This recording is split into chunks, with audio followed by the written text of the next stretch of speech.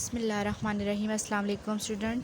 हमारे पास बुक है kids mathematics grade 6 Atlantic books है हमारे पास NOC वाली सिंगल नेशनल करिकुलम जो कि न्यू कोर्स आया है 2022 में फॉर क्लास 6। तो आज हम चैप्टर नंबर 5 में से एक्सरसाइज 5.2 स्टार्ट करेंगे। जी स्टूडेंट, एक्सरसाइज 5.2 है, इसके टोटल 9 क्वेश्चन हैं और हम इंशाल्लाह 9 क्वेश्चन कंप्लीट करेंगे। क्वेश्चन नंबर 1 स्टार्ट करते हैं। सबसे पहले रीड करते हैं इसको। ये स्टेटमेंट वाले क्वेश्चन हैं। The price of paper whose weight is 12 kg is ₹423। What is the price of 9 kg paper. ये कह रहे हैं कि 12 kg की मतलब इतनी कीमत है, तो 9 kg पेपर अगर उनके पास है तो उसकी कीमत क्या होगी। हमने यहाँ पे प्राइस फाइंड आउट करके बतानी है। जी स्टूडेंट, क्वेश्चन नंबर 1 मैंने सॉल्व कर लिया है ताकि हमारा टाइम वेस्ट ना हो, जल्दी से हम इसको समझ लें। तो क्वेश्चन भी मैंने ऊपर राइट कर लिया बुक से, आप देख सकते हैं अपना क्वेश्चन, यहाँ से भी रीड कर सकते हैं। यहाँ पे इसका सोल्यूशन मैंने लिख दिया है। Price of 12 kg weight. सबसे पहले हमें जो चीज़ गिवन होती है इन क्वेश्चन में हम वो लिखते हैं कि हमें गिवन क्या है। तो यहाँ पे हमें जो गिवन है वो प्राइस गिवन है कितनी की, 12 kg पेपर की वेट की हमें यहाँ पे गिवन है ₹423। हमने क्या करना है, फाइंड करना है प्राइस ऑफ 9 kg वेट, यानी कि 9 किलोग्राम के वज़न के हिसाब से अब पेपर की जो कीमत बनती है वो फाइंड करनी है। तो यहाँ पे हमने 423 को डिवाइड कर देना है 12 kg के ऊपर। जब आप इसको 12 को डिवाइड करेंगे 423 के ऊपर तो आपके पास आएगा यहाँ पे 35.25। देन आपने क्या करना है, 35.25 को आपने यहाँ पे जो 9 kg गिवन है आपने उससे उसको मल्टीप्लाई कर देना है। जब आप उसको मल्टीप्लाई करेंगे 9 मल्टीप्लाई 35.25 तो आपके पास आ जाएगा 317.25।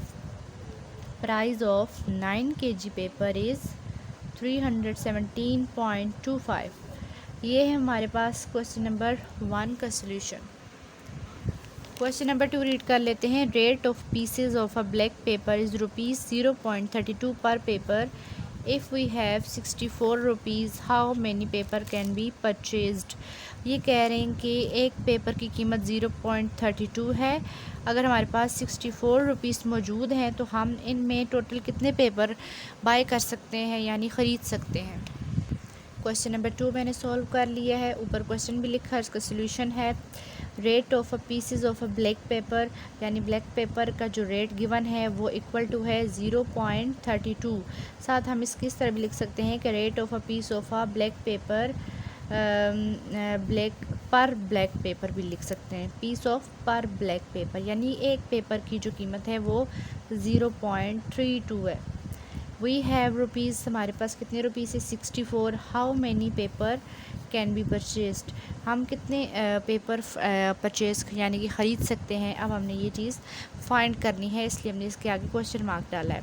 यहाँ पे आप देख सकते हैं कि हमने 64 को डिवाइड कर देना है 0.32 पे। 0.32 डिवाइडेड बाय 64। तो जब आपने इसको डिवाइड करना है, डिवाइड करेंगे तो आपके पास 200 आ जाएगा। 200 पेपर वी परचेज, यानी कि हमारे पास जब 0.32 पर पेपर जो हमारे पास था, एक पेपर की कीमत इन्होंने बताई है और ये बताया कितने पैसे हमारे पास मौजूद हैं। तो अब इतने पैसों से हम कितने टोटल पेपर ख़रीद सकते हैं, तो हम 200 पेपर ख़रीद सकते हैं। ठीक है, 200 paper we can purchased. Question number 3. We need a wire to cover our wall having a length 63 feet. We have two separate wires of 32 feet and 27 feet. How much wire is required? ये कह रहे हैं कि हमें ज़रूरत है एक दीवार को कवर करने के लिए 63 फीट लंबी तार। ठीक है, यानी कि 63 मीटर की तार हमें चाहिए एक दीवार को 63 फीट लंबी दीवार को कवर करने के लिए हमें तार चाहिए। और जैसा कि उन्होंने बताया कि हमारे पास दो सेपरेट मीन्स के दो अलग हमारे पास वायर्स मौजूद हैं। Separate wires of 32 feet and 27 feet, यानी कि एक 32 फीट की तार है हमारे पास और एक 27 फीट की। तो हमें कितनी रिक्वायर्ड और हमें कितनी चाहिए होगी। How much wire is required. यानी कि टोटल जो हमें चाहिए ना वो 63 चाहिए, और हमारे पास जो इस वक्त मौजूद है वो एक 32 फीट की है और एक 27 फीट की है। तो इनको अगर प्लस करके देखा जाए कि 63 बनता है कि नहीं, यानी 63 हमें चाहिए ना, तो उसको छोड़ के फिर हमें और कितनी रिक्वायर्ड है, इसको करते हैं सॉल्व। जी स्टूडेंट, क्वेश्चन लिख लिया। इसका सोल्यूशन है कि वाल लेंथ इज़, यानी कि जो दीवार की लंबाई है वो कितनी है, 63 फीट।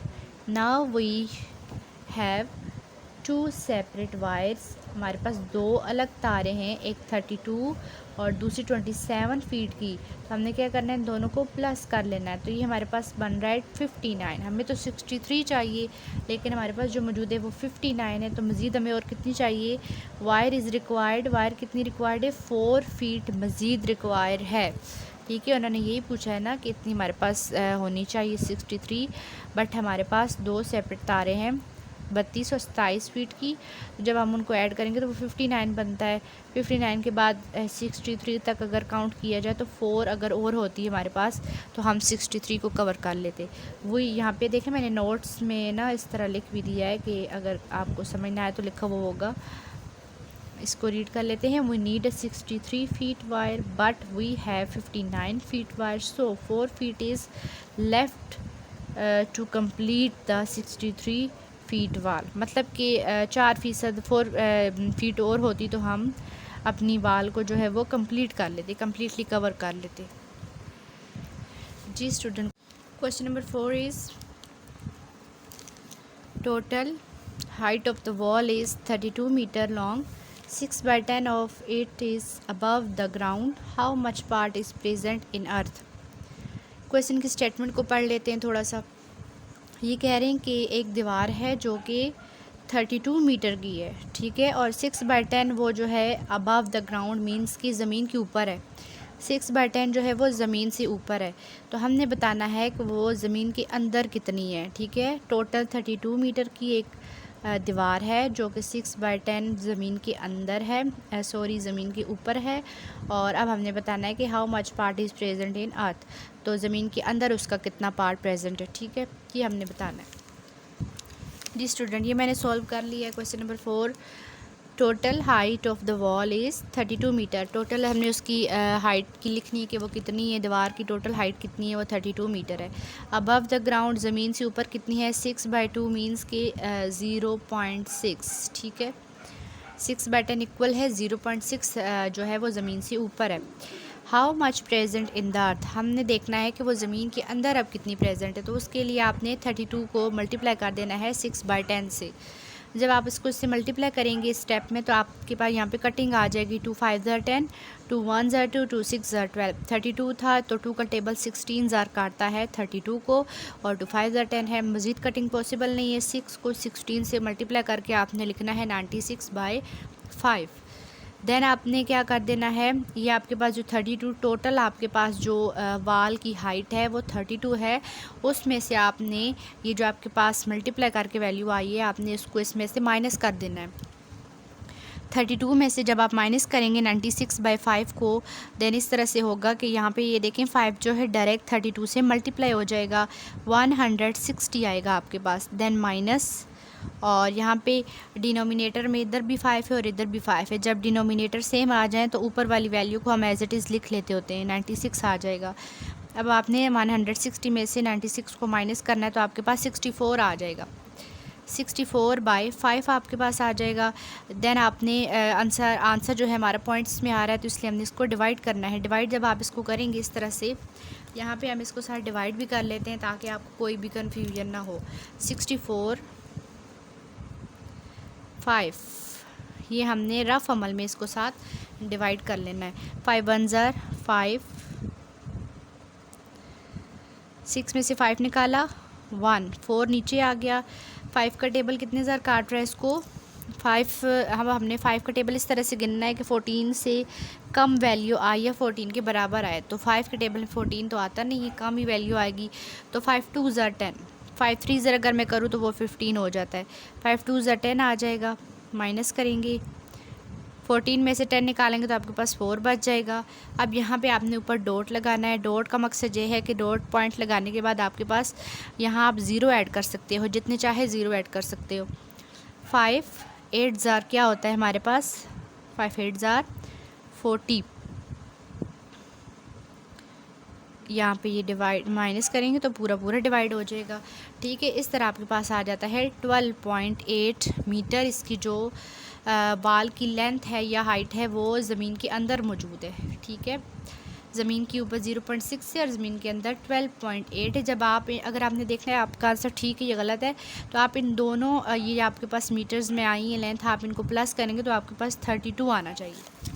बिस्मिल्लाहिर्रहमानिर्रहीम। अस्सलाम वालेकुम स्टूडेंट, हमारे पास बुक है kids mathematics grade 6 Atlantic books है हमारे पास, NOC वाली सिंगल नेशनल करिकुलम, जो कि न्यू कोर्स आया है 2022 में फॉर क्लास 6। तो आज हमें चैप्टर नंबर 5 में से एक्सरसाइज 5.2 स्टार्ट करेंगे। जी स्टूडेंट, एक्सरसाइज 5.2 है, इसके टोटल 9 क्वेश्चन हैं और हम इंशाल्लाह 9 क्वेश्चन कंप्लीट करेंगे। क्वेश्चन नंबर 1 स्टार्ट करते हैं। सबसे पहले रीड करते हैं इसको। ये स्टेटमेंट वाले क्वेश्चन हैं। The price of paper whose weight is 12 kg is ₹423। What is the price of 9 kg paper. ये कह रहे हैं कि 12 kg की मतलब इतनी कीमत है, तो 9 kg पेपर अगर उनके पास है तो उसकी कीमत क्या होगी। हमने यहाँ पे प्राइस फाइंड आउट करके बतानी है। जी स्टूडेंट, क्वेश्चन नंबर 1 मैंने सॉल्व कर लिया है ताकि हमारा टाइम वेस्ट ना हो, जल्दी से हम इसको समझ लें। तो क्वेश्चन भी मैंने ऊपर राइट कर लिया बुक से, आप देख सकते हैं अपना क्वेश्चन, यहाँ से भी रीड कर सकते हैं। यहाँ पे इसका सोल्यूशन मैंने लिख दिया है। प्राइस ऑफ 12 kg वेट, सबसे पहले हमें जो चीज़ गिवन होती है इन क्वेश्चन में हम वो लिखते हैं कि हमें गिवन क्या है। तो यहाँ पे हमें जो गिवन है वो प्राइस गिवन है कितनी की, 12 kg पेपर की वेट की हमें यहाँ पे गिवन है 423 रुपीज़। हमने क्या करना है, फाइंड करना है प्राइस ऑफ 9 kg वेट, यानी कि 9 किलोग्राम के वज़न के हिसाब से अब पेपर की जो कीमत बनती है वो फाइंड करनी है। तो यहाँ पे हमने 423 को डिवाइड कर देना है 12 kg के ऊपर। जब आप इसको 12 को डिवाइड करेंगे 423 के ऊपर तो आपके पास आएगा यहाँ पे 35.25। देन आपने क्या करना है, 35.25 को आपने यहाँ पे जो 9 kg गिवन है आपने उससे उसको मल्टीप्लाई कर देना है। जब आप उसको मल्टीप्लाई करेंगे 9 मल्टीप्लाई 35.25 तो आपके पास आ जाएगा 317.25। Price of 9 kg paper is 317.25। ये है हमारे पास क्वेश्चन नंबर 1 का सोल्यूशन। क्वेश्चन नंबर 2 रीड कर लेते हैं। Rate of pieces of a black paper is ₹0.32 per paper. If we have 64 rupees how many paper can be purchased. ये कह रहे हैं कि एक पेपर की कीमत 0.32 है, अगर हमारे पास 64 रुपीज़ मौजूद हैं तो हम इनमें टोटल कितने पेपर बाय कर सकते हैं यानी ख़रीद सकते हैं। क्वेश्चन नंबर 2 मैंने सॉल्व कर लिया है, ऊपर क्वेश्चन भी लिखा है, इसका सोल्यूशन है। Rate of a pieces of a black paper, यानी ब्लैक पेपर का जो रेट गिवन है वो इक्वल टू है 0.32। साथ हम इसकी इस तरह भी लिख सकते हैं कि rate of a piece of a black paper black paper भी लिख सकते हैं। Piece of per black paper, यानी एक पेपर की जो कीमत है वो 0.32 है। वी हैव रुपीज़, हमारे पास कितने रुपीज़ है, 64। How many paper can be purchased, हम कितने पेपर परचेज़ यानी कि ख़रीद सकते हैं। अब हमने ये चीज़ फाइंड करनी है, इसलिए हमने इसके आगे क्वेश्चन मार्क डाला है। यहाँ पे आप देख सकते हैं कि हमने 64 को डिवाइड कर देना है 0.32 पे। 0.32 डिवाइडेड बाय 64, तो जब आपने इसको डिवाइड करना है, डिवाइड करेंगे तो आपके पास 200 आ जाएगा। 200 पेपर वी परचेज, यानी कि हमारे पास जब 0.32 पर पेपर जो हमारे पास था, एक पेपर की कीमत इन्होंने बताई है और ये बताया कितने पैसे हमारे पास मौजूद हैं। तो अब इतने पैसों से हम कितने टोटल पेपर ख़रीद सकते हैं, तो हम 200 पेपर ख़रीद सकते हैं। ठीक है, 200 paper we can purchased. Question number 3, we need a wire to cover our wall having a length 63 feet. We have two separate wires of 32 feet and 27 feet. How much wire is required.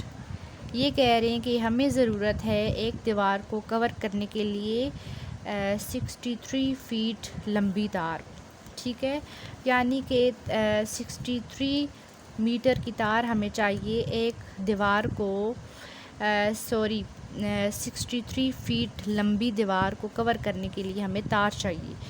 और जैसा कि उन्होंने बताया कि हमारे पास दो separate means के दो अलग हमारे पास वायर्स मौजूद हैं, separate wires of 32 feet and 27 feet, यानी कि एक 32 फीट की तार है हमारे पास और एक 27 फीट की।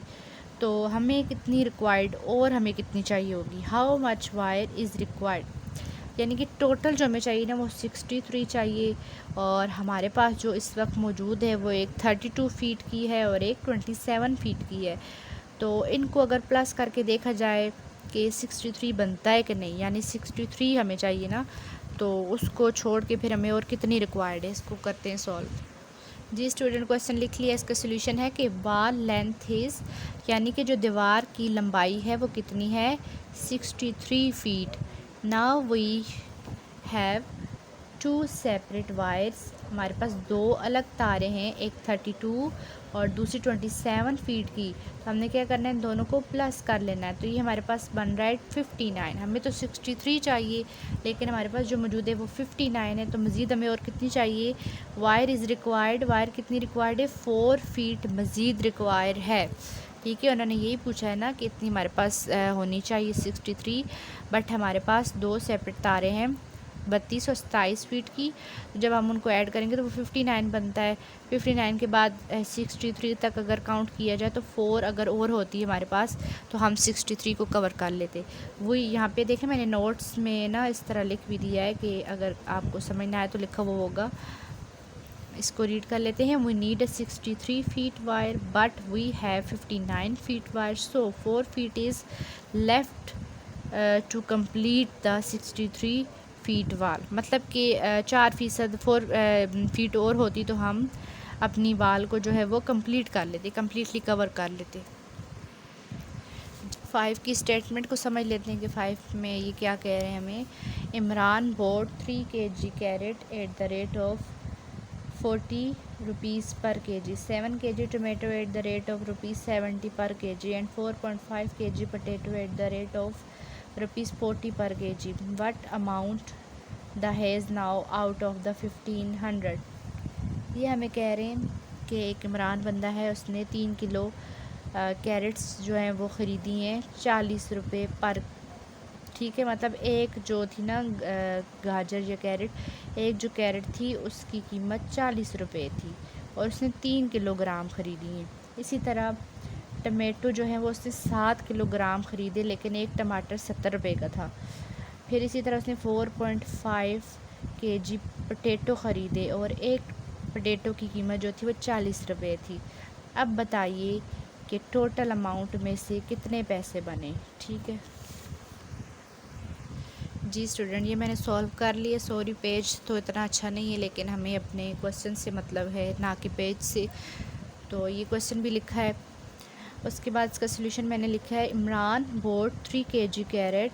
हमने क्या करना है, अब जो 3 kg कैरेट थी और उसकी जो पर रुपीस उसकी जो प्राइस थी हमने उसको मल्टीप्लाई करते जाना है। इसी तरह पोटैटो की जो पर रुपीस प्राइस थी उसको उसकी kg से मल्टीप्लाई करते जाना है। इसी तरह हमने पोटैटो की जो पर पोटैटो उसकी प्राइस थी उसको kg से मल्टीप्लाई करते जाना है। इमरान बोर्ड 3 kg कैरेट, हमने 3 को मल्टीप्लाई कर देना है 40 से क्योंकि एक गाजर की कीमत जो है वो 40 रुपीज़ थी, eight the rate of 40 rupees per kg, ठीक है। तो ये 120 आ जाएगा। 7 kg tomato rate of ₹70 per kg, 7 को 70 से मल्टीप्लाई करेंगे तो 490 आ जाएगा। 4.5 kg potato at the rate of ₹40 पर kg, ठीक है। उसी के kg से हमने प्राइस से मल्टीप्लाई करते जाना है ताकि हमें पता चले कि उसने मतलब एक गाजर की कीमत तो इतनी थी लेकिन उसने जब कितनी 3 kg जब ख़रीदी 3 kg बाई की तो उसकी टोटल प्राइस 120 थी। इसी तरह जब एक टमाटर की कीमत 70 रुपये है तो 7 किलो इसके टमाटर इसने ख़रीदे तो उसकी कीमत 490 बनती है। इसी तरह पोटैटो जो हैं वो उसने 4.5 किलोग्राम ख़रीदे हैं और एक टमाटर 40 रुपये का था। टोटल उसने 180 रुपये में टमाटर ख़रीदे। ठीक है, पोटैटो ख़रीदे। टोटल अमाउंट वुल्ड बी, अब हमने इसकी जो टोटल अमाउंट बनी है उसको प्लस कर लेना है। 120 प्लस 490 प्लस 180, इन तीनों को प्लस करेंगे। ये जो इनकी रियल प्राइजेज़ आई हैं सारी केजी के हिसाब से जो प्राइजेज़ आई इन तीनों को प्लस करेंगे तो 790 बनेगा। अब हमने टोटल में से इनको बताना है ना कि टोटल अब 1500 में से कितने पैसे बने हैं। टोटल 1500 उस बंदे के पास थे तो उसने शॉपिंग की, ये चीज़ें ख़रीदी, उसके बाद उसके पास कितने पैसे बचे। तो what amount now out of the 1500 is 1500 में से 790 जब आप माइनस करेंगे तो आपके पास 710 रुपीज़ बचेंगे। आपके पास 710 रुपीज़ बच जाएंगे। ये है हमारा आंसर। क्वेश्चन नंबर 6 को रीड कर लेते हैं। 2 friends bought a gift of ₹297. They have ₹194 and ₹70. How much money they need more to bought the gift? ये आसान अल्फाज में मैं आपको बताऊँ, ये कह रहे हैं कि 2 फ्रेंड्स हैं, उन्होंने एक गिफ्ट ख़रीदा है जो कि 297 रुपीज़ का था, लेकिन उनमें से एक दोस्त के पास 194 रुपीज़ थे और दूसरे के पास 70 रुपीज़ थे। तो उन्हें तो इतने पैसे चाहिए थे। How much money they need, उन्हें टोटल कितने रुपीज़ और चाहिए ये वाला गिफ्ट ख़रीदने में। यानी कि जब आप 194 70 को प्लस करेंगे तो 297 रुपीज़ नहीं बनेंगे। तो इतने बनने के लिए ये जो हमने प्लस किया है इससे और ज़्यादा में कितने पैसे चाहिए होंगे, उनको कितने पैसे चाहिए होंगे ये गिफ्ट ख़रीदने के लिए। जी स्टूडेंट, पूरी एक्सरसाइज में सबसे इजी और सिंपल क्वेश्चन हमारे पास यही वाला है। हमने क्या करना है, सबसे पहले बताना है कि फ्रेंड्स बोट अ गिफ्ट, जो फ्रेंड ने गिफ्ट ख़रीदना है वो है 297 का। दे हैव टोटल मनी, आपने टोटल मनी इसमें लिख दी है। दे हैव टोटल मनी, एक फ्रेंड के पास 194 थे और दूसरे के पास 70 रुपीज़ थे। Friend bought a gift equal to ₹.297. They have total money equal to rupees, one friend have 194 plus second friend have 70, we add them ₹264. How much money need to buy a gift, there are need to be 33। जी student, ये देखें इनके पास जो थे total ₹297 थे और हमने जो दोनों फ्रेंड के पास जो रुपीज़ थे वो हमने ऐड कर लिए, वो टोटल 646 बनते हैं, 246। How much money need to buy a gift, 33 rupees. यानी कि उन्हें और 264 से ज़्यादा और 33 रुपीज़ और चाहिए ताकि वो इतने में अपना गिफ्ट ख़रीद सकें। Because they have only ₹264 but they needed ₹297, so if they have more 33 rupees so they can buy a gift. ये कह रहे हैं अगर इनके पास 33 रुपये और होते तो फिर ये लोग इतने में अपना गिफ्ट ख़रीद लेते। क्वेश्चन नंबर 6 हो गया कंप्लीट। क्वेश्चन नंबर 7 को रीड कर लेते हैं। Saeed running at the rate of 23/4 km per hour. How much time he required to reach at the distance of 207/12 km? ये कह रहे हैं कि सईद एक आदमी है जो कि भाग रहा है कितनी की स्पीड में, 23/4 की स्पीड में भाग रहा है। ठीक है, तो अगर वो इस स्पीड से भाग रहा है, ठीक है, तो अगर 1 घंटे की रफ़्तार से, तो अगर वो जाता है, अगर इतना वो टाइम या फासला तय करता है 207/12 तो उसके लिए वो कितना टाइम लेगा। How much time he required, कि वो उसके लिए कितना टाइम लेगा टू रीच, पहुंचने के लिए, डिस्टेंस इस फासले पर 207/12। तो इस तरह से आपने इसका फाइंड करना है कि एक आदमी जो इतनी स्पीड से भाग रहा है 1 घंटे की रफ़्तार से, तो वो इतना फासला कितने टाइम में तय करेगा। जी स्टूडेंट, हमने ये क्वेश्चन सॉल्व कर लिया है। यहाँ पे आपने ये देखें, हमने क्या फ़ाइंड करना है, डिस्टेंस जो है वो उसके लिए हमने टाइम फ़ाइंड करना है ना, कि कितना टाइम ले रहा है इतने फासले के लिए। तो यहाँ पे हम डिस्टेंस का फार्मूला अप्लाई करेंगे टाइम को फाइंड करने के लिए। जी, रनिंग रेट इज़ 23/4 किलोमीटर, यानी कि उसकी जो भागने की स्पीड थी, ये रेट था, वो इतना था। डिस्टेंस हमने कितना कवर करना है, वो 207/12। कितना डिस्टेंस तक उसने जाना है, इतने डिस्टेंस तक। देन आपके पास फार्मूला आ जाता है, ठीक है, ये आपके पास फार्मूला है D = S × T, यानी कि distance equal to speed multiply time, T for time. तो यहाँ पे आपने जस्ट इस वैल्यू में फार्मूले में वैल्यूज़ पुट करनी है, put the value in this. यहाँ पे डिस्टेंस आपको जितना गिवन है वो आपने इधर D की जगह पे लिख देना है, देन इक्वल आएगा, देन S यानी कि स्पीड कितनी गिवन है आपको, 23/4 आपको स्पीड गिवन है, मल्टीप्लाई T, टाइम हमने फाइंड करना है। तो जो चीज़ हमने मैथ्स का रूल है कि जिस चीज़ की वैल्यू फाइंड करनी होती है उसको हम इक्वल के एक साइड पे छोड़ देते हैं, चाहे लेफ़्ट हो या राइट, दूसरी वैल्यूज़ को एक साइड पे ले जाते हैं। तो टी इधर ही रह जाएगा, ये वैल्यू जो है इसके साथ इधर मल्टीप्लाई हो रही थी तो दूसरी साइड जाके वो डिवाइड हो जाएगी, यानी इसका मतलब है कि उलट जाएगी। अगर सिंगल वैल्यू होती तो डिवाइड हो जाती, यहाँ पे डबल वैल्यू है, मीन्स के फ्रैक्शन की फॉर्म में वैल्यू है, तो वो उधर जाके उलट हो जाएगी। ठीक है, 4 इधर नीचे था, उधर ऊपर, और इधर 23 ऊपर था, उधर जाके नीचे हो जाएगा, मल्टीप्लाई हो जाएगी।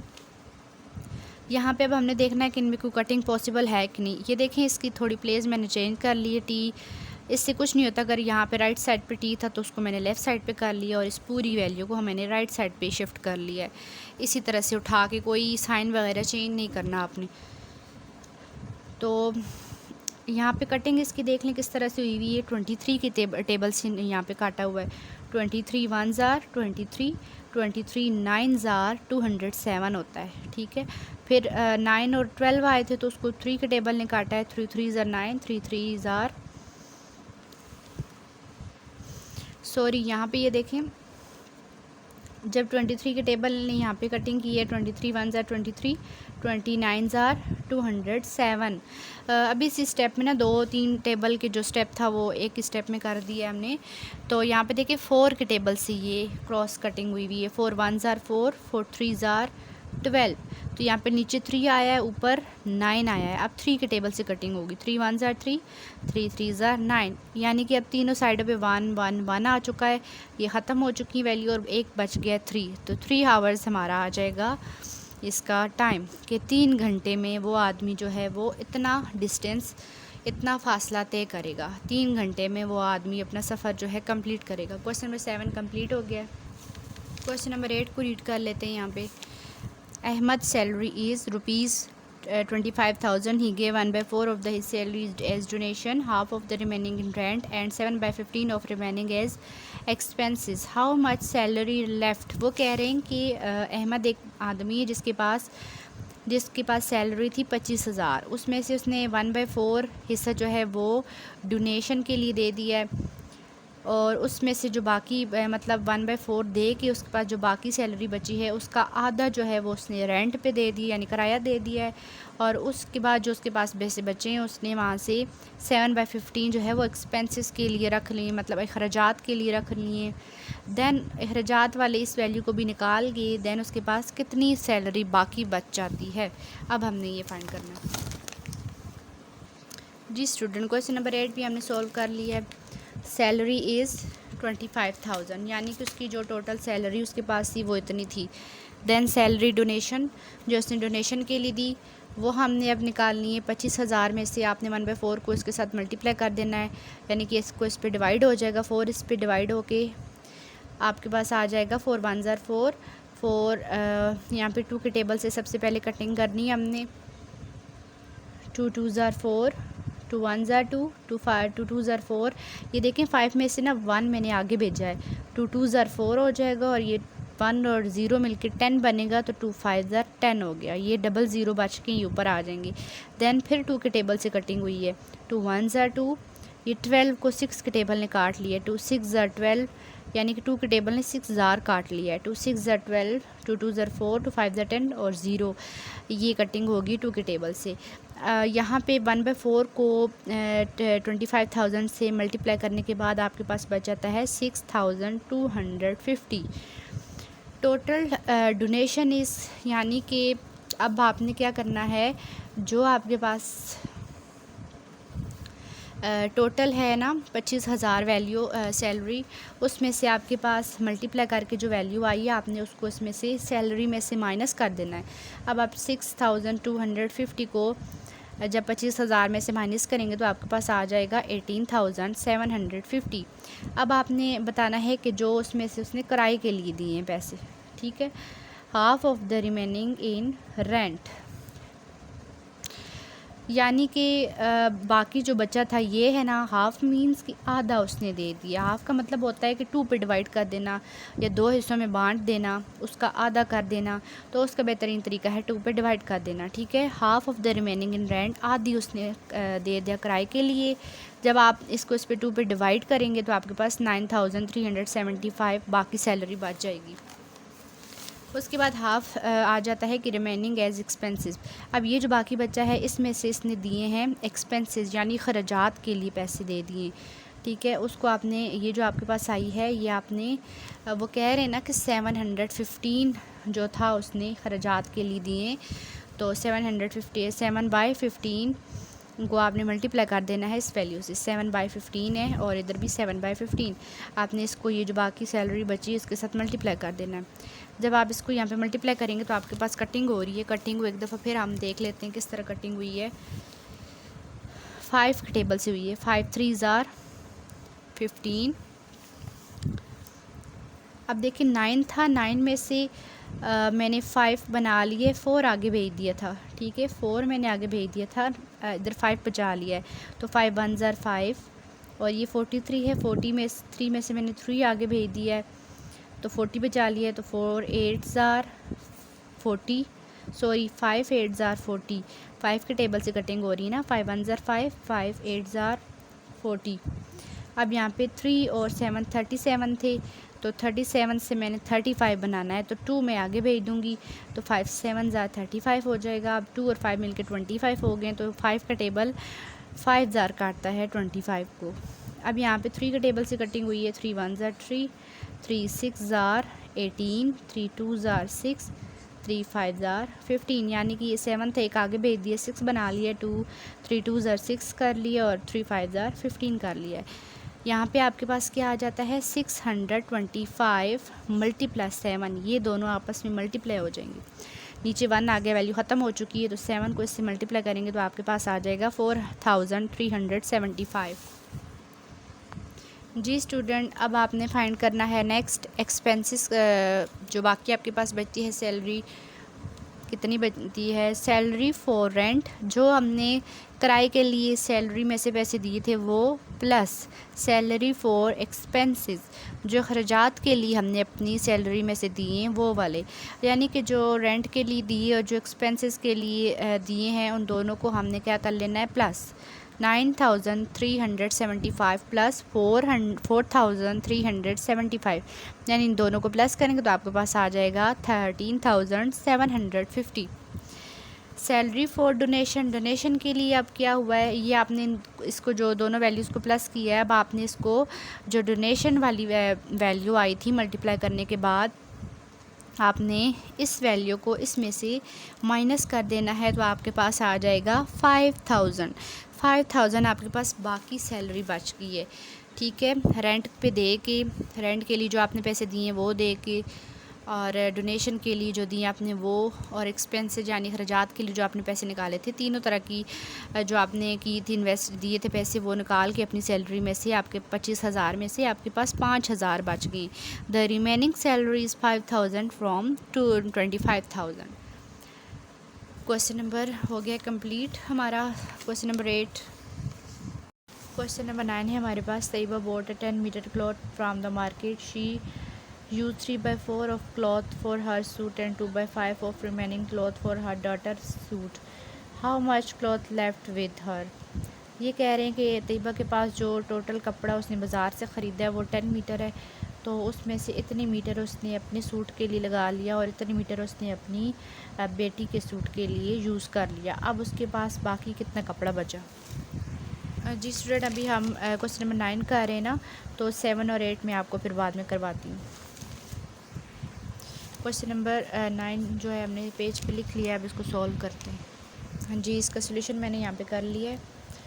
Taiba bought cloth 10 metre, Tayyaba ने जितना कपड़ा ख़रीदा 10 मीटर। यूज्ड क्लॉथ फॉर हर सूट, उसने अपने सूट के लिए जो कपड़ा यूज़ किया 10 मल्टीप्लाई 3/4। इसको आपने मल्टीप्लाई करना है, देन आपने इसकी कटिंग करनी है। 2 2 ज़र 4, 2 5 ज़र 10 और 3 5 ज़र 15 और नीचे 2 आ जाएगा। इसको आप पॉइंट्स में ले आएंगे, फिर 15/2 को आप डिवाइड करने के बाद 7.5 मीटर आ जाएगा। उसके बाद टोटल क्लॉथ कितना है हमारे पास 10 मीटर। रिमेनिंग क्लॉथ जो इसका 7.5 है उसको हम 10 में से माइनस कर देंगे। अब उसके पास 2.5 बच गया। Cloth use for her daughter, अपनी बेटी के लिए उसने जो कपड़ा यूज़ किया। अब हमने 2.5 को मल्टीप्लाई कर देना है 2/5 से। ठीक है, यहाँ पे 2 मल्टीप्लाई हो जाएगा 2.5 से और डिवाइड कर देंगे 5 पे, तो आपके पास 1 मीटर आ जाएगा। यहाँ पे आपके पास 1 मीटर आ जाएगा। आपने इसको मल्टीप्लाई करके डिवाइड कर देना है। नेक्स्ट आगे टोटल क्लॉथ यूज़, टोटल जितना कपड़ा यूज़ हुआ, अब हमने उनको ऐड कर लेना है जो जिन कामों के लिए उन्होंने कपड़ा यूज़ किया है। फॉर हर, अपने लिए जो उन्होंने कपड़ा यूज़ किया 7.5, ठीक है, अपनी ड्रेस को बनाने के लिए। फिर फॉर डॉटर, उसने अपनी बेटी का ड्रेस बनाने के लिए जो कपड़ा यूज़ किया। अब हमने उनको प्लस कर लिए 8.5 मीटर हमारे पास आ गया। अब हमने रिमेनिंग क्लॉथ फाइंड करना है कि टोटल में से जितना यूज़ हुआ है बाकी कितना बचा है। 10 टोटल था, 10 माइनस 8.5 मीटर। आप 10 में से 8.5 माइनस करेंगे तो आपके पास 1.2 इसका आंसर आ जाएगा। कि अब आपके पास जो इसके पास जो रिमेनिंग क्लॉथ है वो 1.2 है। 10 मीटर उसने ख़रीदा, उसमें से अपने लिए अपनी बेटी के लिए जो कपड़ा यूज़ किया उसको निकाल के आपके पास 1.2 बन जाता है। ये है हमारा क्वेश्चन नंबर 9। जी स्टूडेंट, हमारी एक्सरसाइज होगी कंप्लीट। इसके टोटल थे 9 क्वेश्चन और हमने 9 के 9 क्वेश्चन कंप्लीट कर लिए। और इसकी जो ऑब्जेक्टिव है वो भी वीडियो में गिवन है। ऑब्जेक्टिव एक्सरसाइज जो है इसकी एक्सरसाइज 5 क्वेश्चन नंबर 1, 2 एंड 3 तीनों मैंने एक वीडियो में जो है वो सॉल्व किए हैं, आप वो भी देख सकते हैं। Thank you so much for watching.